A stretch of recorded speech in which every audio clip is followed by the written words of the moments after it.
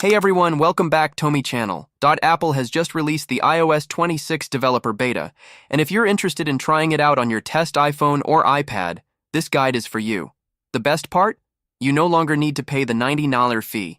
Apple now allows anyone to install iOS developer betas using a free Apple developer account. So let's get started.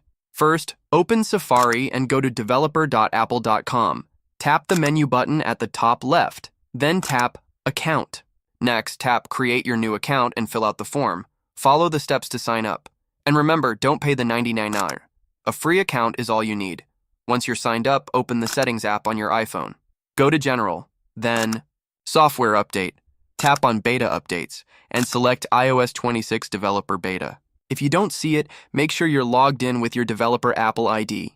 If not, tap the Apple Account option and log in with the correct account. Now close the Settings app completely, open it again, and go back to Software Update. You should now see the option to install iOS 26 Developer Beta. Tap Download and Install, and let it update. And that's it. You've successfully installed the iOS 26 Developer Beta using a free Apple developer account. If you found this helpful, don't forget to like the video and subscribe for more iOS 26 content. Thanks for watching.